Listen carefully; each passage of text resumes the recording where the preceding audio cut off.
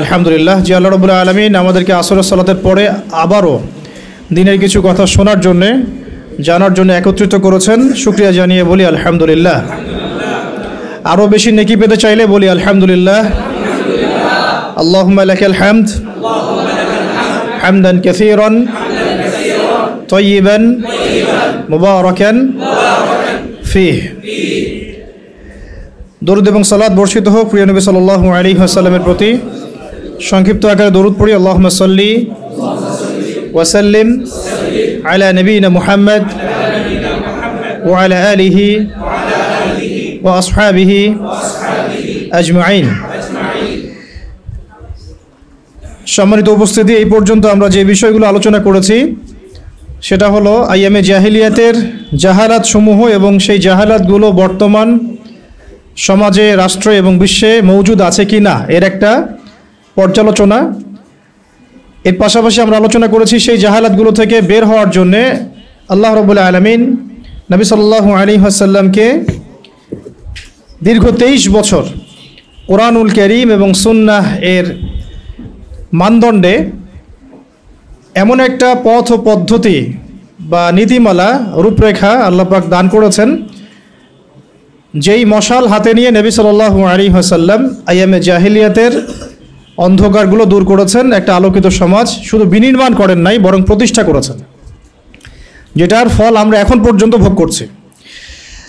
আমরা এটাও আইডেন্টিফাই করলাম যে ওই জাহালাতগুলো বর্তমান বিশ্বের মধ্যে আছে কিনা, বর্তমানে আমাদের সমাজে এবং রাষ্ট্রে আছে কিনা, এবং এগুলো থেকে বের হওয়ার জন্য সিরাতের আদলে মানে সিরাতের সুন্নাতে আমরা কিভাবে আমাদের কর্মসূচি প্রণয়ন করলে আজও সেই ওহির জ্ঞানের আলোকে চলমান জাহালাতগুলোকে মোকাবেলা করতে পারবো এবং সেগুলোকে দূর করে একটা আলোকিত সমাজ বিনির্মাণ করতে পারবো, এই পথ পদ্ধতির উপর এখানে আলোচনা হয়েছে ইনশাআল্লাহ।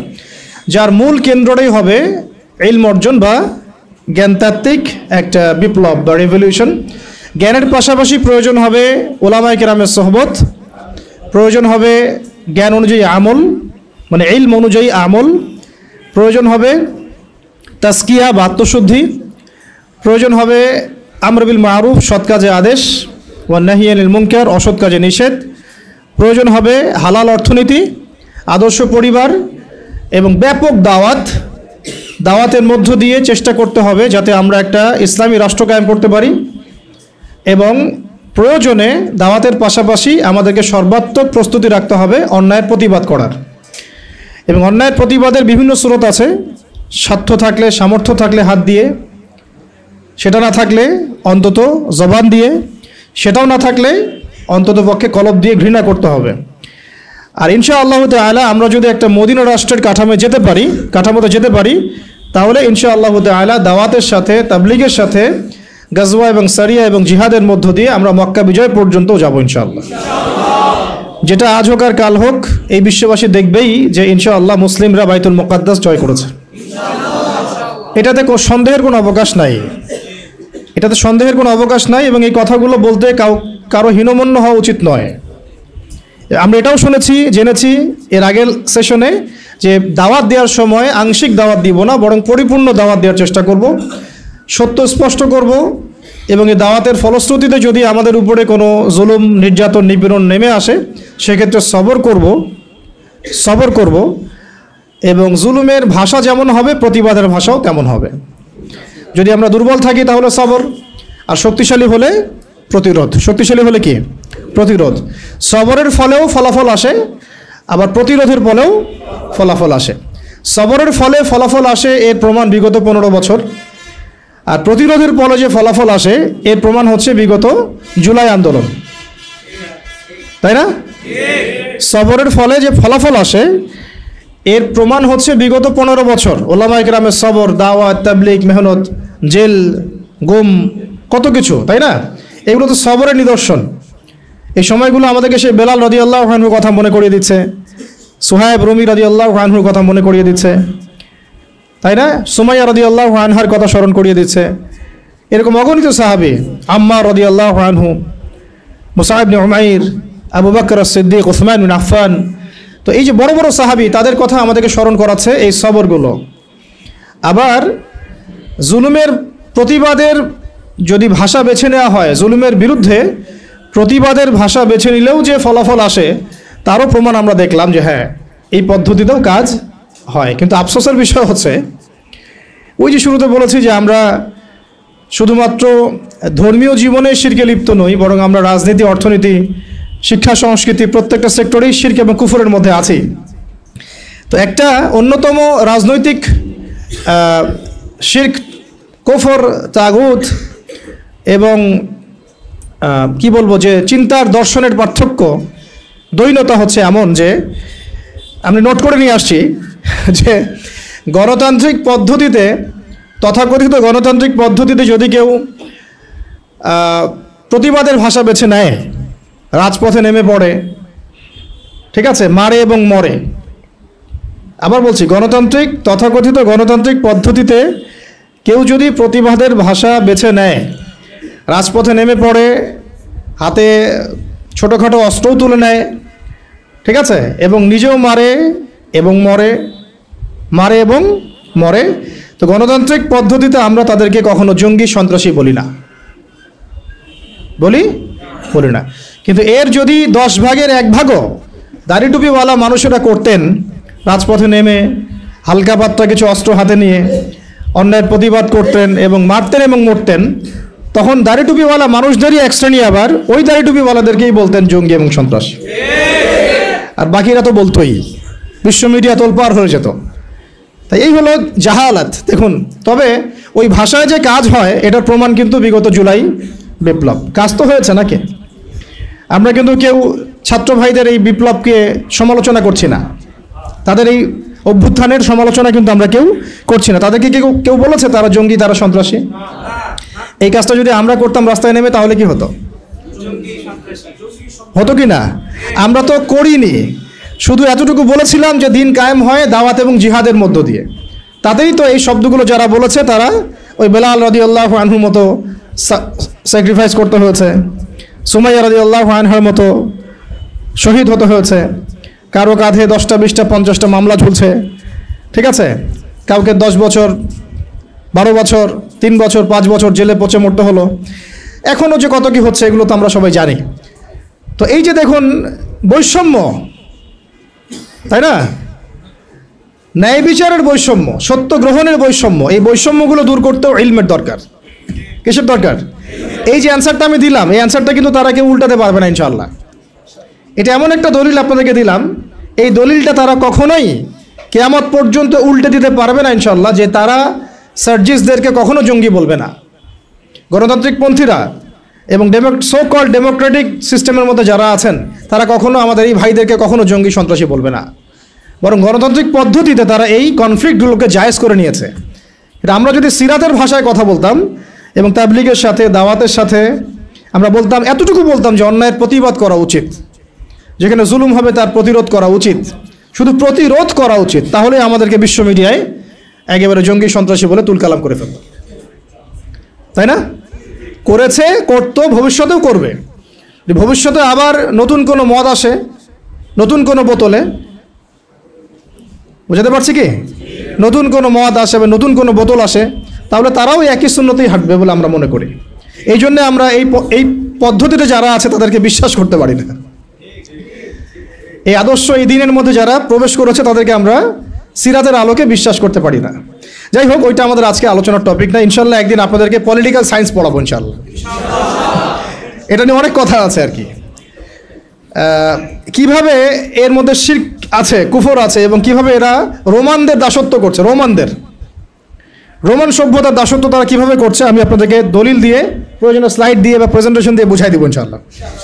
আজকে অন্য প্রসঙ্গ, যেহেতু ওই প্রসঙ্গে আসি, যে যত কিছুই আমরা দেখছি আশপাশে, আবার কনক্লুশনে আসি, যত কিছু, যেমন ব্যক্তি জীবনের ফিতনাগুলো, ব্যক্তি জীবনের জাহালাতগুলো, সামাজিক ফিতনাগুলো, সামাজিক জাহালাতগুলো, অর্থনৈতিক ফিতনাগুলো, অর্থনৈতিক জাহালাতগুলো, সাংস্কৃতিক ফিতনা, সাংস্কৃতিক জাহালাত, পলিটিক্যাল ফিতনা, পলিটিক্যাল জাহালাত, এবং দুনিয়াবি সাফল্য, পরকালীন মুক্তি, এই কয়েকটা মৌলিক বিষয়কে ট্রেস করতে হলে, বুঝতে হলে, আইডেন্টিফাই করতে হলে, এই সমস্যাগুলো চিহ্নিত করতে হলে এবং সমাধানের পথ বের করতে হলে একটাই সলিউশন, সেটা হচ্ছে আমাদের প্রত্যেককেই যার যার জায়গা থেকে ইলমের চর্চা করতে হবে। ঠিক আছে ভাই? ইলমের চর্চাটা আমরা কিভাবে করব, আমাদের সামনে রাস্তা কি কি, এবং আসলে আমরা যারা জেনারেল লাইনে পড়েছি তাদের হালত তো আরও দুর্দশা অনেক বেশি খারাপ। তো সব কিছু মিলিয়ে আমাদের একটু মানে সলিউশনে আসতে হবে যে কীভাবে আমরা করতে পারি। প্রথম কথা হচ্ছে ভাই, 1 নম্বর পয়েন্টগুলো খুব ভালো করে একটু মাথায় নিব আমরা। 1 নম্বর হচ্ছে যে ইলম যে ফরজ, এটা আমার মাথায় আগে সেট করতে হবে। কি বললাম ভাই বলেন? ইলম অর্জন যে ফরজ, এটা আপনার মাথায় আগে বদ্ধমূল করতে হবে, মনন মগজে, হৃদয়ে মননে মগজে বদ্ধমূল করতে হবে যে ইলম অর্জন করা নফল নয়, সুন্নত নয়, মুস্তাহাব নয়, এটা ফরজ কাজ। তো প্রথম কথা কি বললাম বলেন? ইলম অর্জন করা যে ফরজ, এটা আমাদের মনে মেজাজে দেমাগে বদ্ধমূল করতে হবে। বুঝতে পারছি? আমরা সবাই কিন্তু জুমার নামাজকে গুরুত্ব দেই না। মানে দৈনিক নামাজ সে পড়ুক না পড়ুক, জুমার সালাতে হাজির। কেন?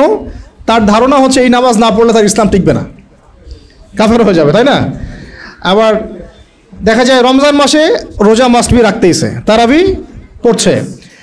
তো অনেকে নামাজ পড়ছি, কেন পড়ছি? কারণ আমি এটাকে ফরজ হিসেবে মূল্যায়ন করছি। কিন্তু আপনি ইলম অর্জনকে মূল্যায়ন করছেন না খুব একটা, কারণ আপনি এটাকে ফরজিয়াতটাকে আপনি মূল্যায়ন করতে পারছেন না।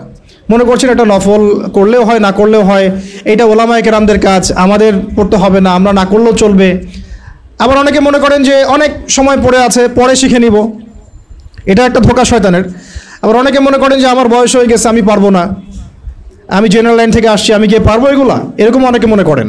শয়তান 3টা ধোঁকায় ফেলে আমাদেরকে আর কি। একটা হচ্ছে যে আমার দ্বারা হবে না, আমি পারবো না, এটা একটা ধোঁকায় ফেলে। আরেকটা হচ্ছে আমি অনেক জানি, আমার জানার দরকার নাই। এটাও জেনারেল ভাইদের মধ্যে বহুত ফেতনা আছে এরকম আর কি। ফেসবুকে কি কম দেখলাম, ইউটিউবে কি কম লেকচার শুনছি, আমি কি কম বিষয়ভিত্তিক বই পড়ছি, এরকম চিন্তা আর কি। তো মনে করে আমি অনেক জানি, এবং অনেক জানি এতটাই কেবর বা আত্মহমিকা চলে আসে যে ওলামায়ে কেরামের সমালোচনা করতে বা তাদের ভুল ধরতে বা তাদেরকে অনেক সময় কাফের ফতোয়া দিতেও বুক কাঁপে না। দেখা যায় যে মানে স্বঘোষিত মুজতাহিদ হয়ে গেছে আর কি। মুজতাহিদ বুঝলেন কিনা, এটা ইজতিহাদ করার যোগ্যতা সে অর্জন করে ফেলেছে বলে মনে করে, মানে সে নিজেকে স্কলার মনে করে, এক কথায় আপনাদের ভাষায় কি স্কলার মনে করে, কিন্তু সে কিন্তু কোনো মানে ক্লাসিক্যাল একাডেমিক পড়াশোনায় সে যায় নাই। তো এই 3টা ফেতনায় আমরা জর্জরিত হই। একটা হলো আমি অনেক জানি, আমার জানার দরকার নাই। একটা হলো আমার দ্বারা হবে না, আমি পারবো না। আর একটা হচ্ছে অনেক সময় পড়ে আছে, পরে শিখে নেব। কি এমনটা হয় নাই? আচ্ছা, তাহলে সবার আগে আমাদেরকে যে বিষয়টা দিকে ফোকাস করতে হবে সেটা হলো ইলম অর্জন যে ফরজ, তালাবুল ইলমি ফরিদাতুন আলা কুল্লি মুসলিম, এটা আমার মগজের মধ্যে আগে বসাতে হবে। এটার ফরজিয়াত যদি আমি বুঝতে পারি, তাহলে আমি প্রতিদিন অন্তত পক্ষে 1 ঘন্টা সময় তো দিতে পারবো ইনশাল্লাহ। অন্তত 1 ঘন্টা দিতে পারবো না ইনশাল্লাহ?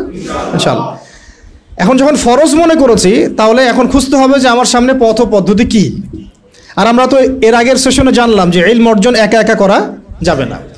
এটা ইন্নামাল ইলমু বিত্তাআল্লুম কথা একটা হাদিসের মধ্যে আছে, অনেক সালাফও বলেছেন যে ইলম অর্জনটা কিন্তু আপনাকে সোহবতে গিয়ে একেবারে, আমরা যেটাকে নার্সিং করা কি বলি, আমরা বলি না যে আমরা বাচ্চাদেরকে নার্সিং করতেছি, তো এই নার্সিংয়ের মতোই ইলমটা শিখতে হয়।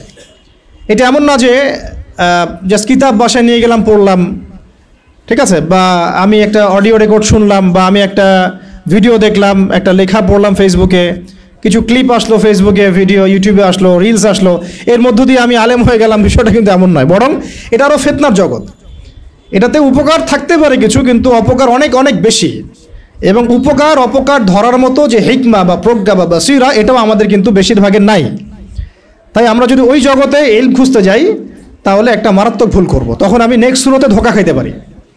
তাই ইলম অর্জন করতে হবে ওলামায়ে কেরামের সোহবতে এবং তত্ত্বাবধানে, পরামর্শ নিয়ে, তাদের কাছে সিলেবাস করে নিয়ে এবং তাদের সাথে যোগাযোগ রেখে।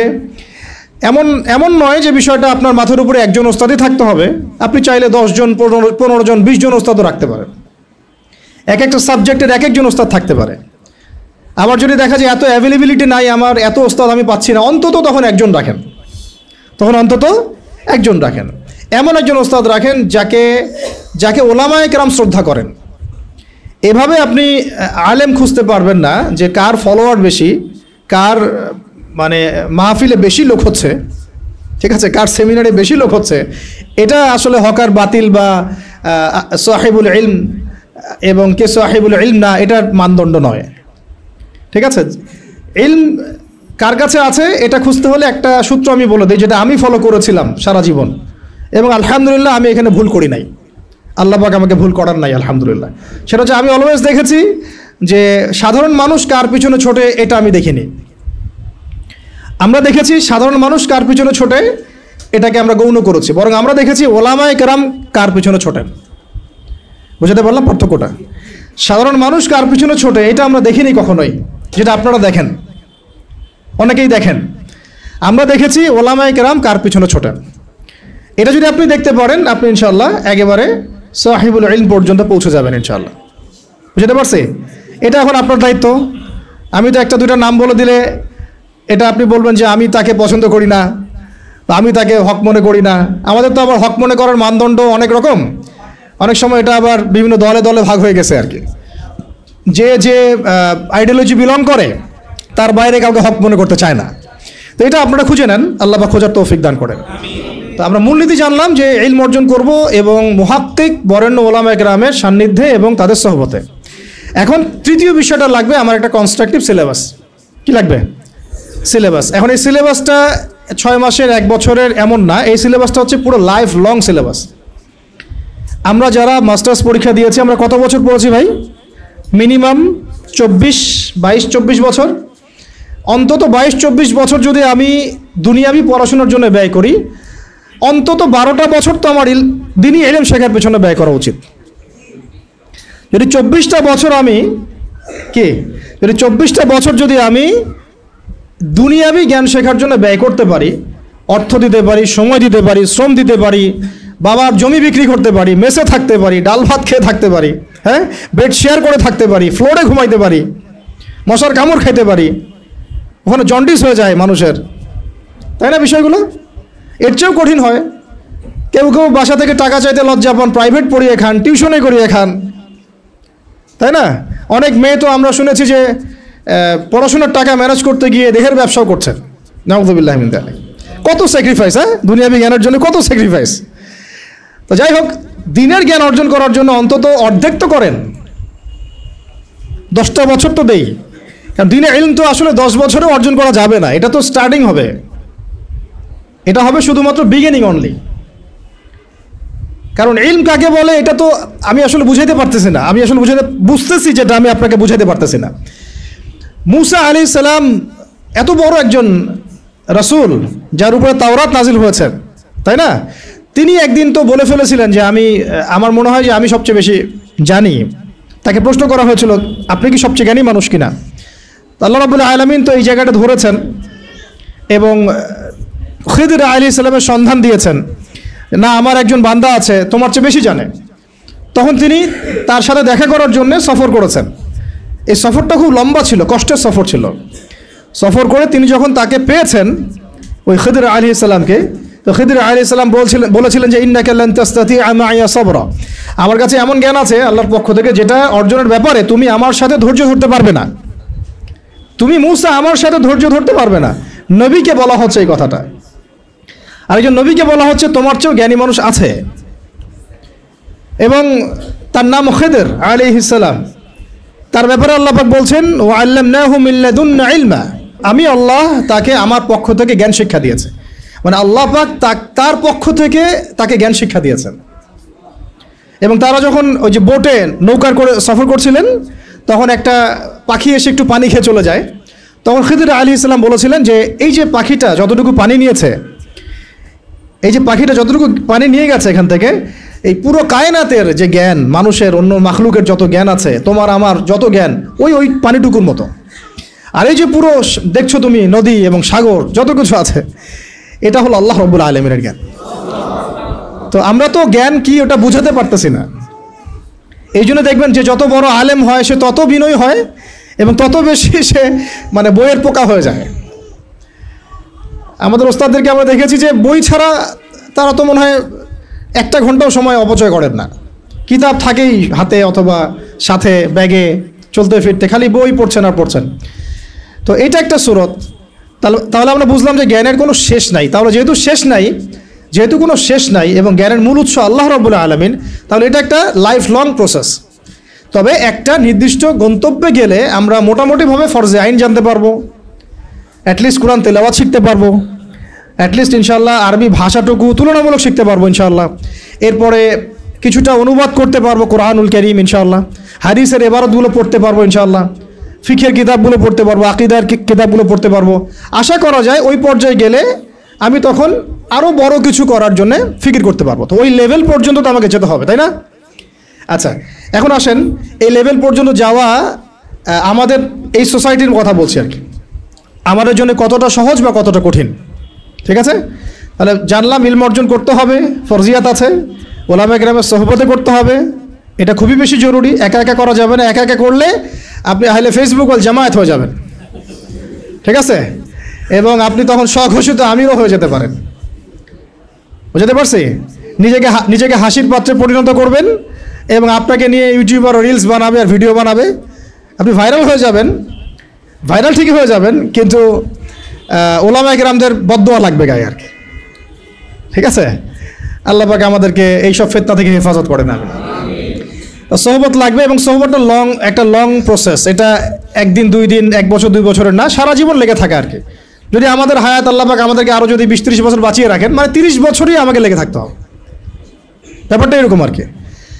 আল্লাহ পাক যেন আমাদেরকে ইলমের পথে দীর্ঘনেক হায়াত নসিব করেন। আমি এরপরে আসেন, আমরা জানলাম যে এখন শিখতে হবে কি, অন্তত পক্ষে আল কোরআনুল কারীমের বিশুদ্ধ তিলাওয়াত, তারপরে আরবি ভাষা, কোরআনুল কারীমের যে ব্যাকরণ, এতটুকু ব্যাকরণ, অনুবাদ, পাশাপাশি হাদিসের কিতাব পড়ার যোগ্যতা অর্জন করা, ফরজে আইনের জ্ঞান তো অর্জন করবেনই, ফিকহের জ্ঞান অর্জন করা, আকীদার জ্ঞান অর্জন করা, সিরাত গুরুত্বপূর্ণ সাবজেক্ট কি, সিরাতের জ্ঞান অর্জন করা, ইসলামের ইতিহাসের জ্ঞান অর্জন করা, ইসলামী অর্থনীতির জ্ঞান অর্জন করা, এবং এর পাশাপাশি বর্তমান বিশ্বের অর্থনীতি, বিশ্ব ব্যবস্থা, ভূগোল, হ্যাঁ, ভূরাজনীতি, এগুলো আমাদের তো জানা আছে মোটামুটি, যেহেতু আমরা জেনারেল ব্যাকগ্রাউন্ড থেকে আসছি।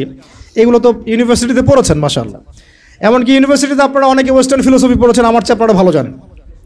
অনেকে ম্যাথামেটিক্সে এখানে আছেন, অনার্স মাস্টার্স করেছেন, কেমিস্ট্রিতে আছেন, ফিজিক্সে আছেন, অনেক বড় বড় জায়গা থেকে মানুষ এসেছেন, MBBS ডক্টরও আছেন। তো এই পড়াশোনা তো মাশাআল্লাহ আপনার আছেই। এখন কোনটা ল্যাকিংস? ইসলামিক বেসিক পড়াশোনার ল্যাকিংস আছে, তাই তো? এখন আমাদের সামনে দুটো রাস্তা। একটা হচ্ছে বাংলাদেশের শিক্ষা সিস্টেমটা আপনি দেখবেন 2 ভাগে বিভক্ত আর কি। একটা ভাগ হচ্ছে মাদ্রাসা শিক্ষা ব্যবস্থা, একটা হলো জেনারেল শিক্ষা ব্যবস্থা।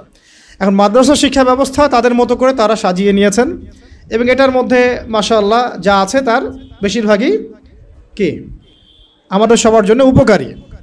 হয়তো মাদ্রাসা শিক্ষার কারিকুলামে জেনারেল শিক্ষার কিছু সাবজেক্ট নাই, যেমন ধরেন ফিজিক্স নাই, বা সায়েন্সের বেসিক সায়েন্সগুলো নাই, ইংরেজি হয়তো সব জায়গায় বাধ্যতামূলক না, কিছু কিছু জায়গায় হয়তো আছে, তারপরে ভূরাজনৈতিক প্রেক্ষাপটগুলো নাই, ইকোনমিক্সের পড়াশোনাটা কম। মানে যে পড়াশোনাগুলো এখন ওয়ার্ল্ডকে ডিল করতে প্রয়োজন হচ্ছে, এগুলো কিছু কিছু ক্ষেত্রে কোনো কোনো মাদ্রাসায় নাই। আর যে মাদ্রাসাগুলো পুরোপুরি আধ্যাত্মিক, ঠিক আছে, ইলম এবং তাসাউফে পরিপূর্ণ, ওই মাদ্রাসাগুলোতে এই সাবজেক্টগুলোর প্রয়োজনও নাই। কারণ ওইটা যদি ওখানে ঢুকানো হয় তখন সেখানকার রুহানিয়াত নষ্ট হয়ে যাবে। এই সেন্সে ওগুলো এভাবে আছে, এটা পারফেক্ট আছে। হয়তো তারা যখন আলেম হয়ে যাবেন, দাওরা হাদিস পাশ করবেন, মানে ইফতা দিয়ে ফেলবেন, এরপরেও তারা চাইলে কিন্তু ইংরেজিতে একটা কোর্স করতে পারেন, ICTর কোর্স করতে পারেন, তাই না, কম্পিউটার সায়েন্সের কোর্স করতে পারেন। এভাবে তারা তাদের সেলফ স্কিল ডেভেলপমেন্ট করতে পারেন। তো ওই দিকে তাদেরকে আর কোনো রকম চাপ দেওয়ার সুযোগ নাই, বা দেওয়ার দরকারও নেই, উচিত না। আমাদের দিকে আসেন, বাকি সাবজেক্ট আরেকটা ডিপার্টমেন্ট হচ্ছে জেনারেল ডিপার্টমেন্ট, তাই না? এখন আমাকে একটা প্রশ্ন উত্তর দেন যে মাদ্রাসা ব্যাকগ্রাউন্ডের স্টুডেন্টদের সংখ্যা বেশি না জেনারেল ব্যাকগ্রাউন্ডের স্টুডেন্টের সংখ্যা বেশি? আচ্ছা, কোনো জরিপ আছে আপনাদের কাছে কত % বেশি? কোন আইডিয়া আছে যে আমাদের মাদ্রাসা ব্যাকগ্রাউন্ডের স্টুডেন্ট সংখ্যা কত এবং জেনারেল ব্যাকগ্রাউন্ড স্টুডেন্টের সংখ্যা কত? জি, মোটামুটি কাছাকাছি গিয়েছেন আপনি। 25% আমাদের দেশে মাদ্রাসা ব্যাকগ্রাউন্ডের মানুষ আছে। কত পার্সেন্ট? 25%। 75% হচ্ছে আমাদের জেনারেল ব্যাকগ্রাউন্ডের মানুষ। কোন ব্যাকগ্রাউন্ডের? জেনারেল ব্যাকগ্রাউন্ড, মানে আপনারা যারা আমাদেরকে মানে ইংরেজি শিক্ষিত বলেন আর কি, তাই না? এটা হচ্ছে 75%। আরেকটা বিষয় নোটিস করেন, সেটা হচ্ছে বাংলাদেশের পলিটিক্স, বাংলাদেশের সংবিধান, বাংলাদেশের সংসদ সদস্য, MP মন্ত্রীরা, অর্থনীতির সিস্টেম, ব্যাংকার, ফাইন্যান্স যারা ডিল করেন, গার্মেন্টস সেক্টর যারা ডিল করেন, যারা সমাজের নেতৃত্ব দিচ্ছেন, ঠিক আছে, তারা সবাই, তাদের দেখা যায় 98%ই জেনারেল ব্যাকগ্রাউন্ড থেকে আসছেন। ঠিক আছে? আচ্ছা, বাকি 25% মানুষ আমাদের মাদ্রাসা ব্যাকগ্রাউন্ডের সাথে সম্পৃক্ত, এখান থেকে ওলামায়ে কেরাম প্রডিউস হচ্ছেন, তারা আমাদেরকে নীতি, নৈতিকতা, দিন, ইসলাম এগুলো শিখাচ্ছেন। একটা জিনিস আমি খেয়াল করেন, যদি আপনি কোনো আলেমকে বলেন যে আপনারা হয়তো 10 জন আছেন, এখানে 10 জনের মধ্যে ধরেন যে 8 জন হচ্ছে আলেম বা মাদ্রাসা ব্যাকগ্রাউন্ডের, 2 জন হচ্ছে জেনারেল ব্যাকগ্রাউন্ডের, কখনোই 2 জন জেনারেল ব্যাকগ্রাউন্ডের কাউকে ওলামায়ে কেরাম ইমামতির দায়িত্ব দিবেন না। দিবেন কি? নামাজির ইমামতির দায়িত্ব দিবেন? কেন দিবেন না? কারণ তারা খুব ভালো করেই জানেন এটা অনেক সমস্যা হতে পারে, তিলাওয়াতে ভুল হতে পারে, অর্থ বিকৃত হয়ে যেতে পারে, বা তার চেয়ে অনেক যোগ্য ব্যক্তি সামনে আছেন, তাই তো? দেখেন, মসজিদের ইমামতির দায়িত্বের ক্ষেত্রে আমরা জেনারেল ব্যাকগ্রাউন্ডের মানুষকে কিন্তু অতটা প্রায়োরিটি দিব না। স্বাভাবিক, যত ভালোই তেলাওয়াত আপনি করেন না কেন, যত ভালোই আপনি মানে কোরআনের হিফজ করেন না কেন, দেখা যাবে যে না, সেখানে ওলামায়ে কেরামদেরকেই প্রাধান্য দেওয়া হবে। এটা দেওয়াই উচিত, এটাই স্বাভাবিক, এটাই হবে। কিন্তু আমার একটা প্রশ্ন আছে, মসজিদ, মাদ্রাসা, ওয়াজ মাহফিলের প্যান্ডেল, লেকচারের এই মানে ডায়াসগুলো, এই জায়গাগুলোতে দেখা যাচ্ছে আমরা জেনারেল ব্যাকগ্রাউন্ডের মানুষদেরকে অতটা প্রায়োরিটি দিচ্ছি না, সঙ্গত কারণেই দিচ্ছি না। কিন্তু আবার রাষ্ট্রের অনেক বড় বড় সেক্টর, যেগুলো রাষ্ট্রের সবচেয়ে বড় বড় department, for example medical sector, for example finance, garments sector, economic sector, এবং সবচেয়ে বড় কথা হচ্ছে শিক্ষা সিস্টেম, শিক্ষা কমিশন, এমপি মিনিস্টার্স এবং পার্লামেন্ট, এই সমস্ত সেক্টরে আমরা জেনারেলদের হাতে দায়িত্ব দিয়ে নিশ্চিন্তে ঘুমাচ্ছি, তাই না বিষয়টা? অথচ রাষ্ট্রের এটা হচ্ছে 80% সেক্টর। তাহলে এখানে আমার একটা প্রশ্ন হচ্ছে যে কেন আমরা দিন শিখে ওই সব সেক্টরগুলোতে যাব না? আর যদি এই সেক্টরগুলো জেনারেল ভাইদেরকেই ডিল করতে হয়, তাহলে কেন তাদেরকে দিন শেখাবো না? আমার কোশ্চেন আর কি। যেহেতু আমি তাকে ইমামতির দায়িত্ব দেওয়ার জন্য মুনাসিব মনে করছি না, তাহলে কিভাবে আমি তাকে রাষ্ট্রের দায়িত্ব দিলাম? আমাকে উত্তর দেন। আমি তাকে একটা মাদ্রাসার মোহতামিম বানাবোই না কখনো, কারণ তার সে যোগ্যতা নাই। আমি তাকে ইমামতির দায়িত্ব কখনোই দিব না, কারণ তার সে যোগ্যতা নাই বলে আমি মনে করি। তাহলে কিভাবে আমি আমার পুরো দেশের ইকোনমিক সিস্টেমের 10 জন, 20 জন, 100 জন জেনারেল মানুষকে দিয়ে দিলাম?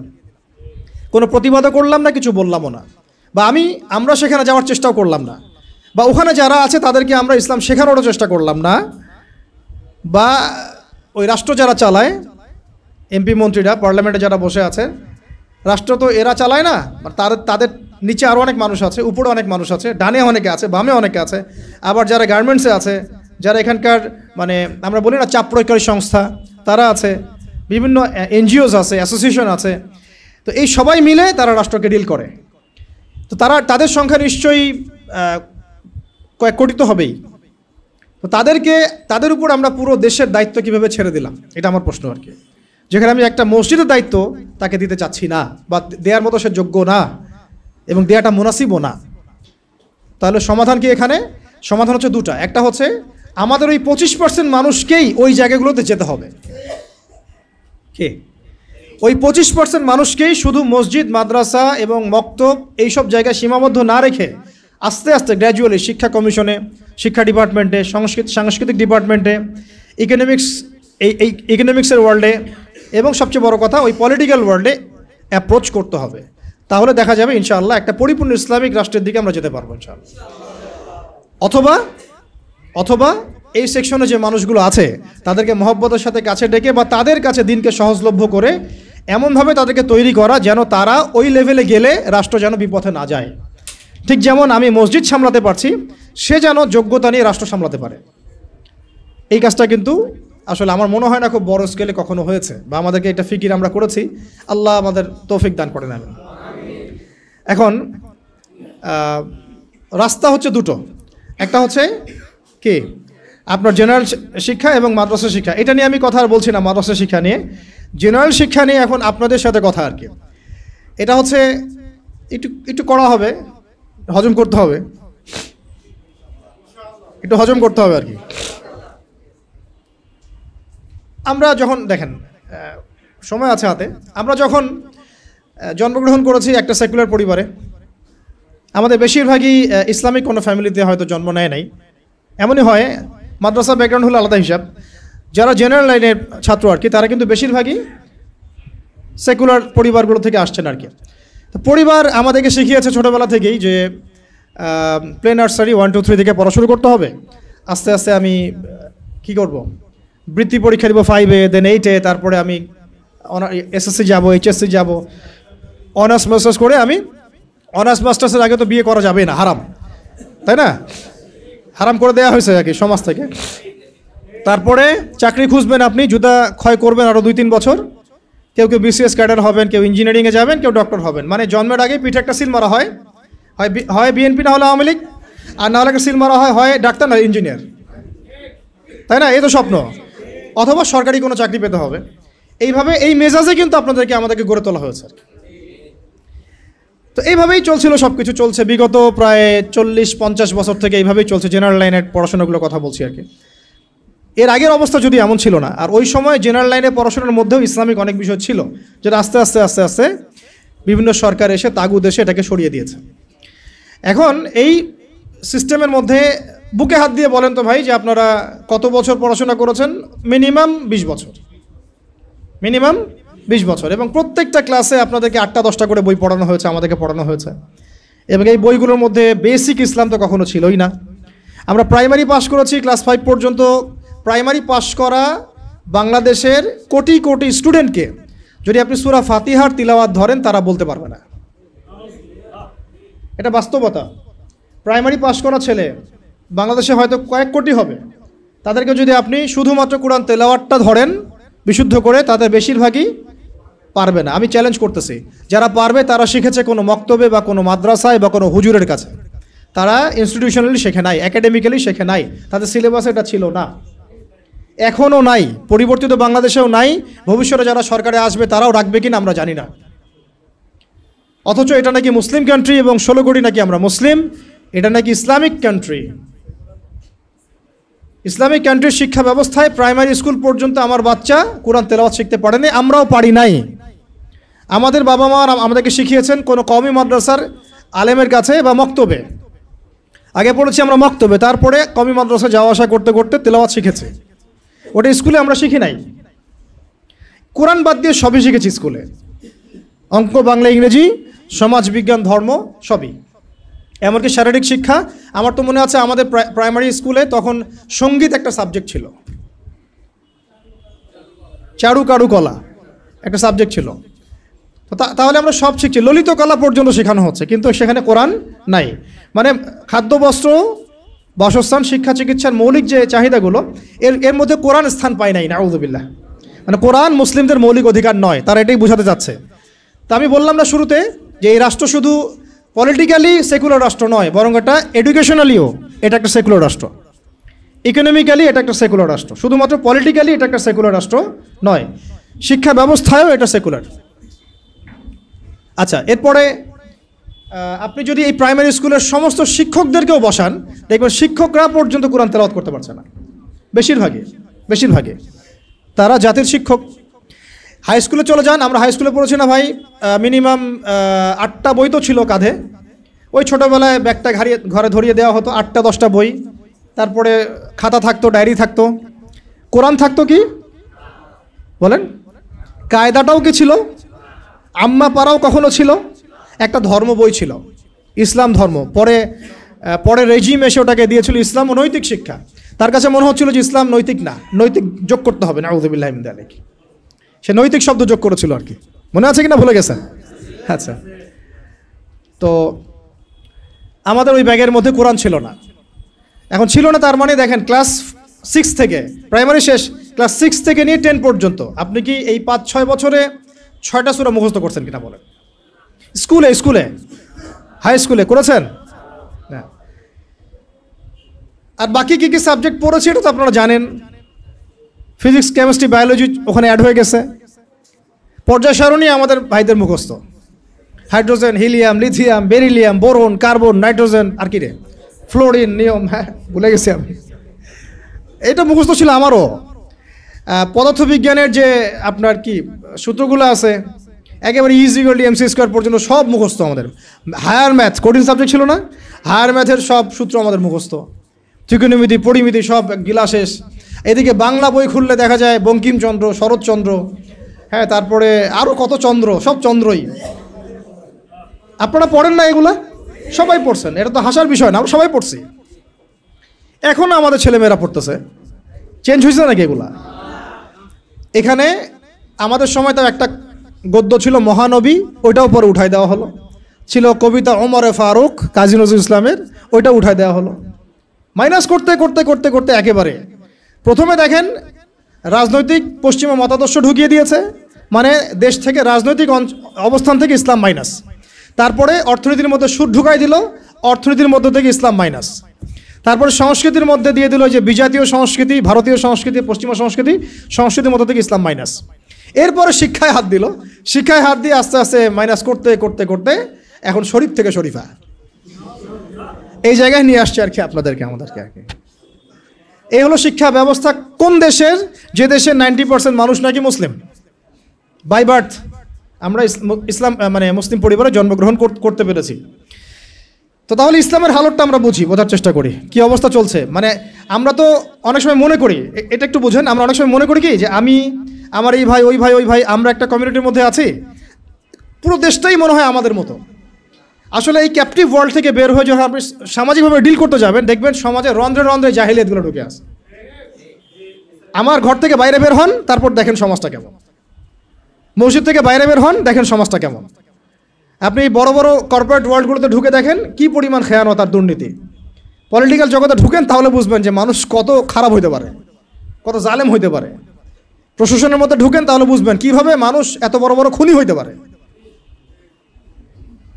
তো আমাদের ক্যাপটিভ চিন্তা থেকে বের হতে হবে। আল্লাহ পাক আমাদেরকে তৌফিক দান করে না। এটা আপনারা পারবেন, বিকজ আপনারা এই ওয়ার্ল্ডগুলো ডিল করেন। যদি আপনারা ইসলামিক জ্ঞানে আলোকিত হন, তাহলে আপনাদের দ্বারা সম্ভব ইনশাআল্লাহ। তা আমরা দোয়া করি আল্লাহ পাক যেন তৌফিক দান করেন। তো এটা গেল হাই স্কুল। আচ্ছা, হাই স্কুলে তো A+ তো সবাই অটো পাস নাকি না?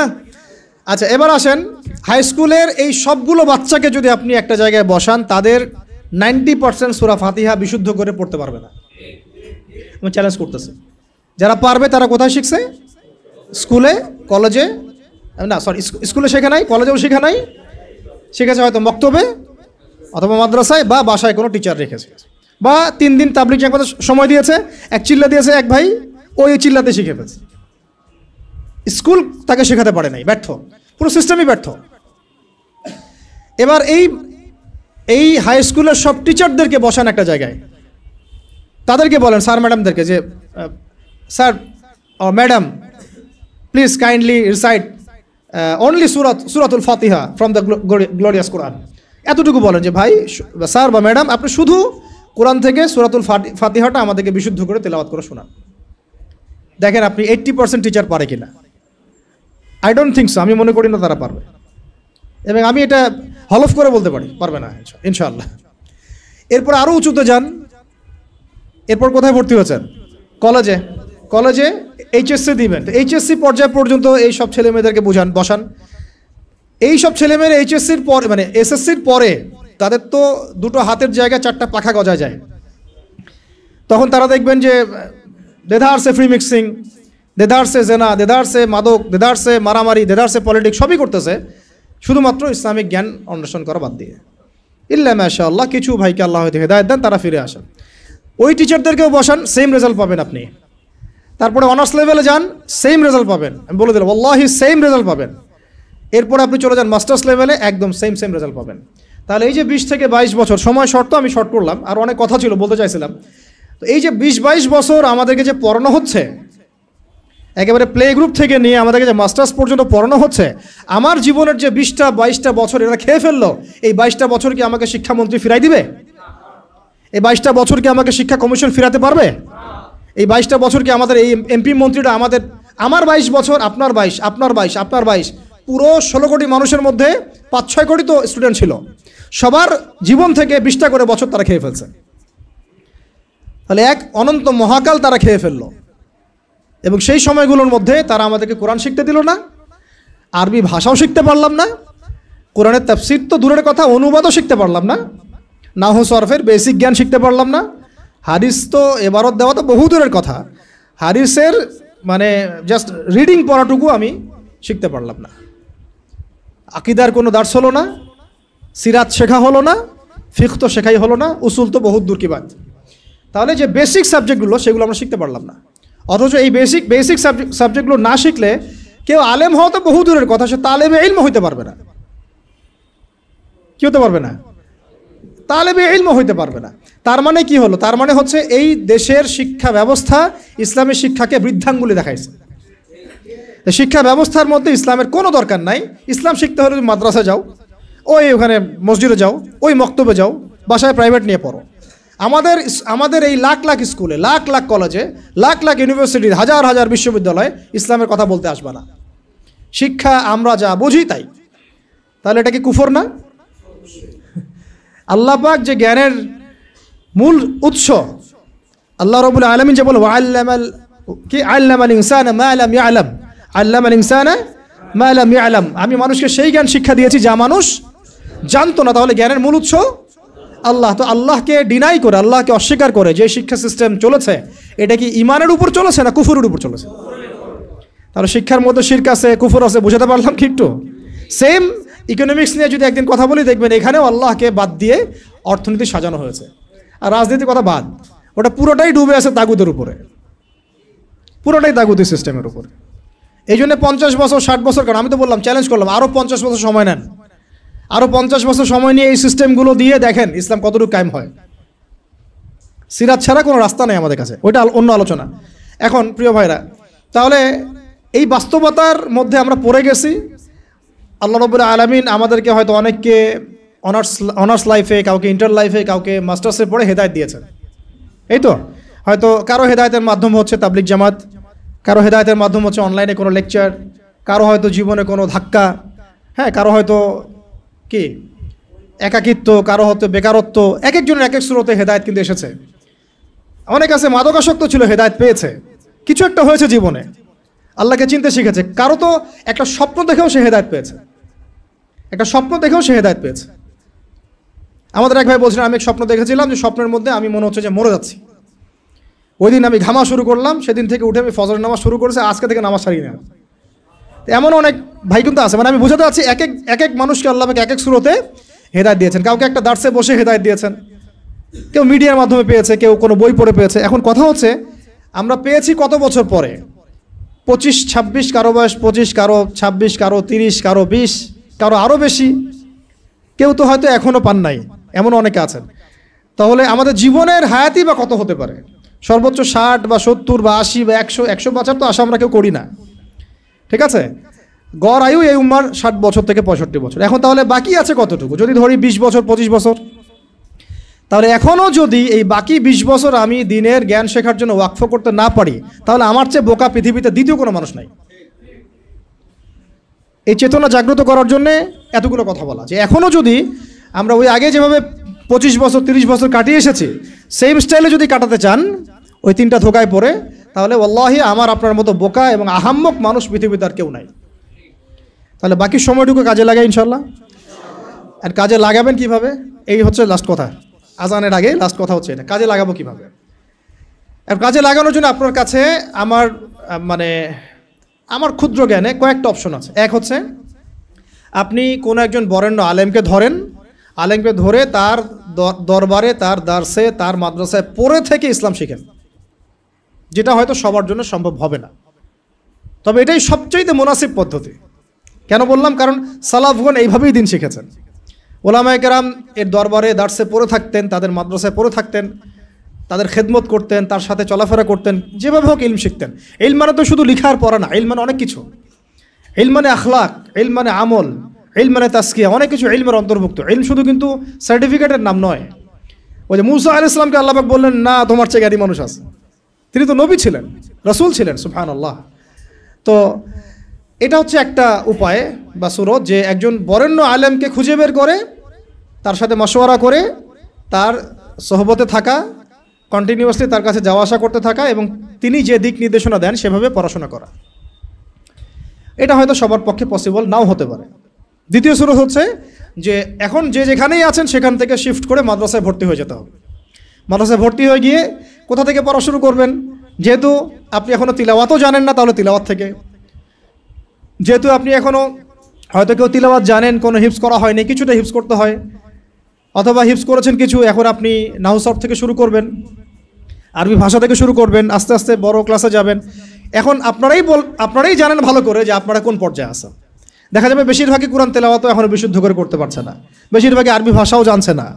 তাহলে এখন কি আপনাদের এই বয়সে মাদ্রাসায় শিফট করা পসিবল কিনা?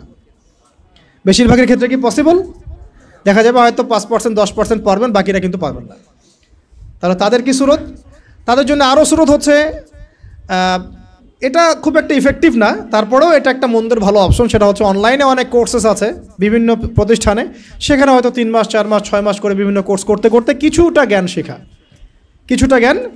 তাও সেটা একা একা না, ওই ওস্তাদদের সোহবতে থাকতে হবে, পরামর্শ করে থাকতে হবে।